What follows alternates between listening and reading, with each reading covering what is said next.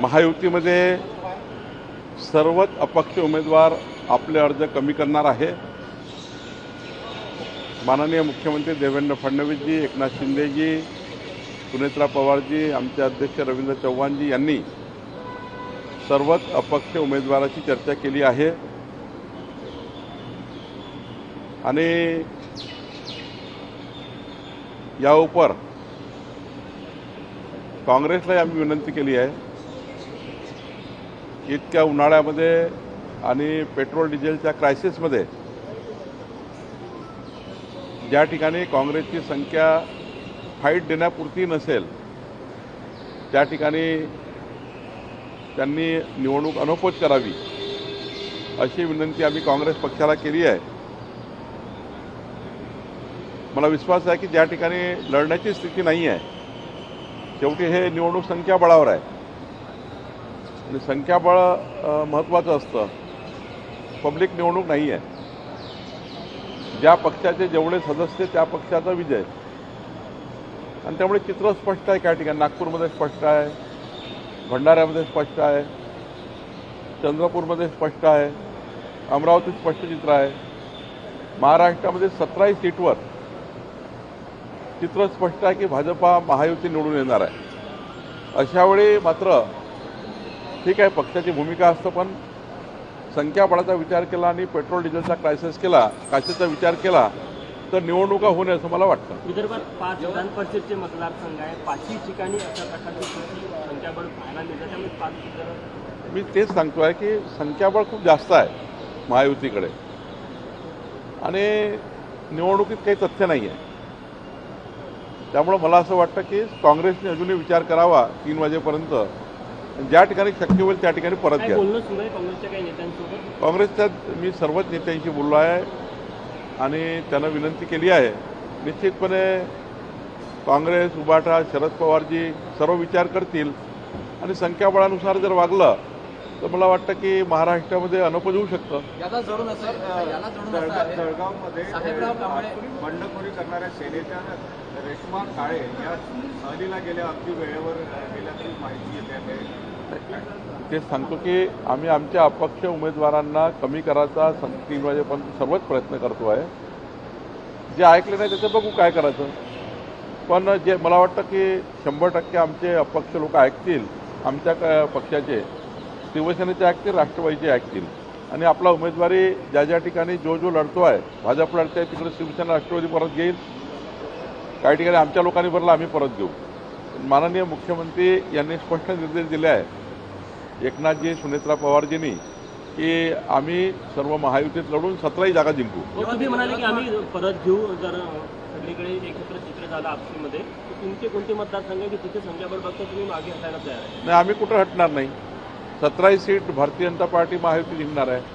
17ही सीटवर संख्याबळ आहे ना, कसं मागे येणार?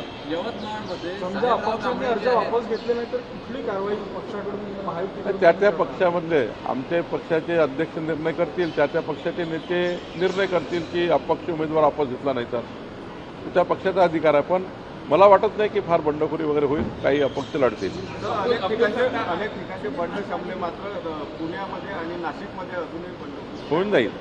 3 वाजेपर्यंत आपल्याला स्पष्ट चित्र दिसेल की कोणीच बंडखोर नाही आहे। अब्दुल सत्तार हे काहीतरी नाराज पाहायला मिळते, काही नाराज नाही। काल भेट घेतली, त्याच्या मुलाने मागास नाही, कालच भेट झाली, माझी झाली। अब्दुल सत्तार अत्यंत आनंदी आहे। काही थोडा मनमुटाव असतात, काही मतभेद असतात, पण मनभेद नाही आहे।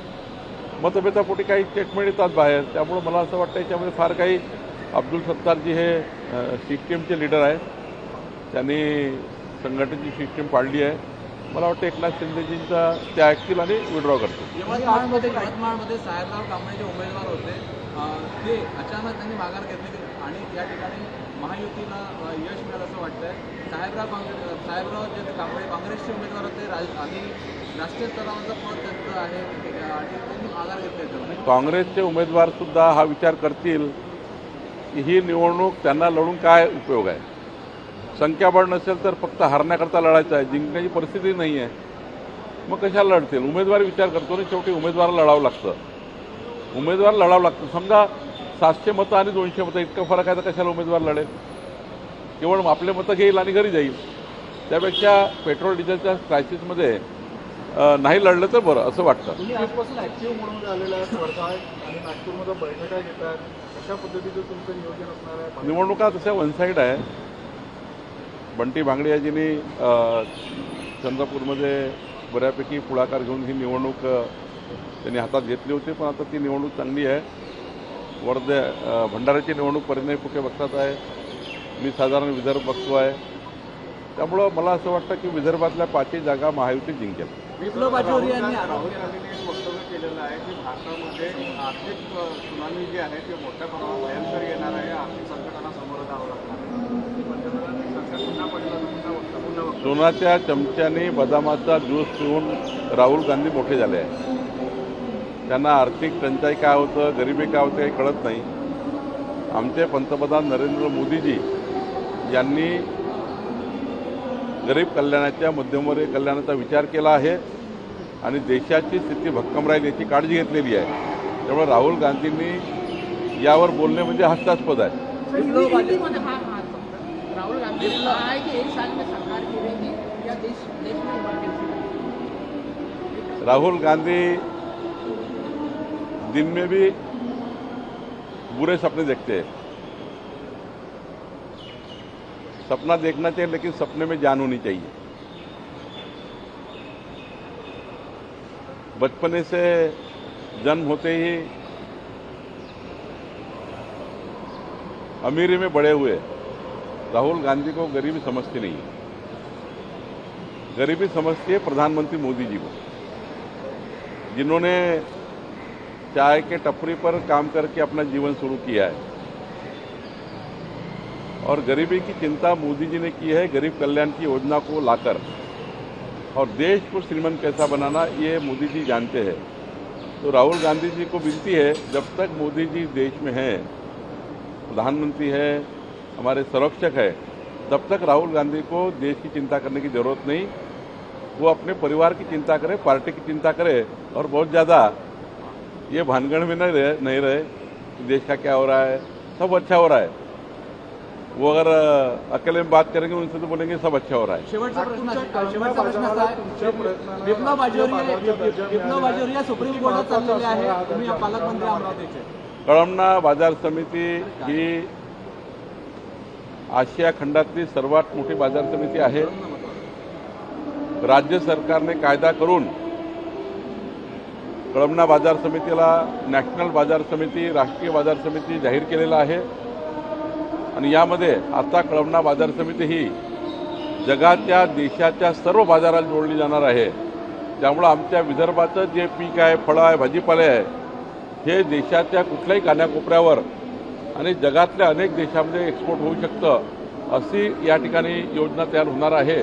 आणि या बाजार समितीमुळं विदर्भाचं, नागपूरचं उपराजधानीचं चित्र बदलणार आहे. साहेब, शेवटचा प्रश्न असा आहे, बाजोरिया जे विप्लव बाजोरिया सुप्रीम कोर्टात जात आहे, अमरावतीचे पालकमंत्री त्यांचा तो अधिकार आहे. त्यांचा आरोप असा आहे, त्या ठिकाणी त्यांचा आरोप असा आहे, जिल्हाधिकाऱ्यांनी जवळपास 3 तास हेअरिंग घेतली, नंतर त्यांचं अफिडेव्हिट जे आहे ते कॅन्सल केलं, ते हायकोर्टात गेले, आता सुप्रीम कोर्टात चालले. त्यांचा आरोप केला आहे की सरकारनं जाणून बुजून त्यांचा अर्ज जो आहे बाद केला. प्रवीण पोटे काल आपला वकील घेऊन हायकोर्टात होते. हायकोर्टावर विश्वास ठेवावा, सुप्रीम कोर्टावर विश्वास ठेवावा. जिल्हाधिकाऱ्यावर विश्वास नाही तर दोन्हीकडे विश्वास ठेवावा. सुप्रीम कोर्ट आणि हायकोर्ट सुप्रीम आहे. सुप्रीम कोर्ट जो निकाल देईल तो आम्हाला मान्य, म्हणजे आयोगाला मान्य असेल किंवा आयोग मान्य करतील. आरोप करणे योग्य नाही. आम्ही काही असं इंटरफरन्स केलं नाही.